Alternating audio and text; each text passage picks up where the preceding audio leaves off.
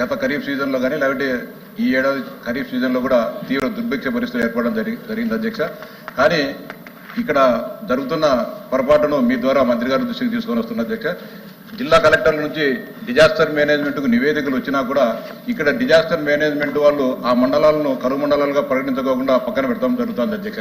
6 పారామీటర్స్ను పరిగణలోకి తీసుకొని వాటన్నిటిని కూడా కరువు మండలాలు ప్రకటించడం జరుగుతుంది. గతంలో 2023 సంవత్సరంలో కడప జిల్లా కలెక్టర్ గారు పంపించడం జరిగింది అధ్యక్ష.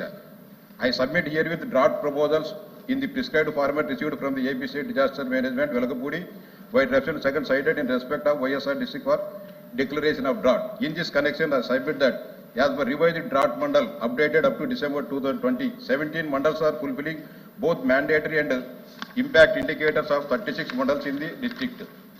Mandals satisfies the mandatory and impact indicators and categorized under severe category. 5 mandals, Mailavaram, Chapadu, Produdur, Kadapa and Sikkedinne. Mandals satisfy the mandatory and impact indicators and categorized under moderate category. Gopavaram, Kazipet, Jamalamadugu, Vemula, Viyanpalli, Kamalapuram, Atluru, Untivitta, Siddhavatam, Penlimarri, Vempalli, Chakrapet. ఇది 23. 24వ సంవత్సరం. అదేవిధంగా 9, 10, 24 కూడా Kadapa collector గారు ఒక 16 మండలాల్లో కరువు తీవ్రంగా ఉందని చెప్పి డిజాస్టర్ మేనేజ్మెంట్కు నివేదికలు పంపడం జరిగింది అధ్యక్ష. కానీ పోయిన 2023లో కరువు మండలాలుగా ప్రకటించలే. 2024లో కూడా జిల్లా కలెక్టర్ 6 పారామీటర్స్ కొలమానంగా తీసుకొని చేసినా కానీ ప్రకటించలేదు.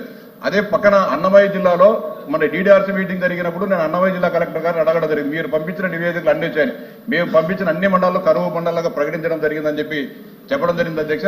మీ ద్వారా గౌరవ మంత్రి గారికి విజ్ఞప్తి చేస్తాను, దాన్ని పునఃపరిశీలించి 2023లో పొరపాటు జరిగింది, 2024లో పొరపాటు జరిగింది, దాన్ని సరిదిద్దాలని విజ్ఞప్తి చేస్తాను. అంతేకాకుండా అధ్యక్ష తమ ద్వారా మంత్రి గారు విజ్ఞప్తి చేస్తాం, మండలానికి ఒక రెయిన్ గేజ్ మాత్రమే ఉన్నందువలన ఈ వర్షపాత నమోదులో అనేక రకాలైన తేడాలు వస్తాయి అధ్యక్ష. నిన్న సాయంత్రం ఇక్కడ 2 గంటప్పుడు వర్షం పడింది అధ్యక్ష. పక్క నుండే 2 కిలోమీటర్ల అవతల వర్షం లేదు అధ్యక్ష. ఎక్కడైతే రెయిన్ గేజ్ పడుతుందో అక్కడ వర్షపాతం నమోదు అవుతుంది, మిగతా మండలాలలో ఇబ్బందికరంగా ఉంది. కాబట్టి కనీసం మండలానికి 2-3 చోట్ల రెయిన్ గేజ్లు ఏర్పాటు చేస్తే రైతాంగానికి నష్టం జరగకుండా ఉంటుంది. కాబట్టి తమరి ద్వారా మంత్రి గారి విజ్ఞప్తి చేసేది ప్రతి మండలంలో కనీసం ఒక 3 రెయిన్ గేజ్లను ఏర్పాటు చేయాలని చెప్పి మీ ద్వారా విజ్ఞప్తి చేస్తున్నాను. మంత్రి గారు. గౌరవ సభ్యులు కడప జిల్లాలో జిల్లా కలెక్టర్ గారు నివేదిక పంపించారు, అవి కరువు మండలాలుగా ప్రకటించలేదని చెప్పి సభ దృష్టికి తెచ్చారు.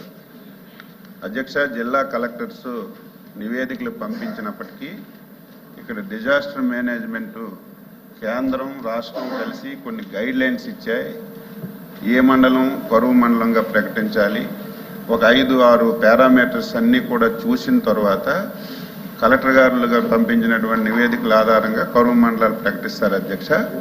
ఏదేమైనా సరే మరొకసారి కడప కలెక్టర్ గారు పంపించింది నేను ప్రత్యేకంగా చూసి ఆ నిబంధనలోకి వస్తే అక్కడ కూడా న్యాయం చేస్తాం. రెండవది సభ్యులు చెప్పింది రెయిన్ గేజ్ల అధ్యక్ష. నేను మంత్రిగా బాధ్యతలు తీసుకున్న తర్వాత జిల్లా కలెక్టర్లతోని వ్యవసాయ శాఖ అధికారులతో ఒక వీడియో కాన్ఫరెన్స్ తీసుకున్నాను. ఇప్పుడు సభ్యులు చెప్పినట్టుగా ఒక మండలంలో ఒక దగ్గర ఎక్కువ పడితే ఒక మండలి పూర్తి పడడం లేదు. దీనికి కూడా కొత్తగా ఇప్పుడు శాటిలైట్ సిస్టమ్ వచ్చింది, అదేవిధంగా కొత్తగా టెక్నాలజీ వచ్చింది. మేము ముఖ్యమంత్రి గారు ఆలోచన చేస్తున్నాం, రియాలిటీ రావాలి, ఎక్కడ వర్షపాతం లేదో తెలుసుకోవాలని ఆ ప్రయత్నాలు కూడా చేసి అందులో భాగంగా మరి కార్యక్రమాలు చేస్తున్నాం. 8 కోట్ల అధ్యక్ష వెంటనే ఏవైతే రెయిన్ గేజెస్ ఉన్నాయో ఇవన్నీ పనిచేయకపోతే 8 కోట్ల రూపాయలు రిలీజ్ చేసి 26 జిల్లాల్లో ప్రతి మండలంలో మళ్ళీ రెయిన్ గేజ్లన్నీ కూడా సర్వీస్ చేసి మళ్ళీ లైన్లోకి తెచ్చామని చెప్పి ఈ సందర్భంగా సభ్యులకు తెలియజేస్తున్నాను అధ్యక్ష.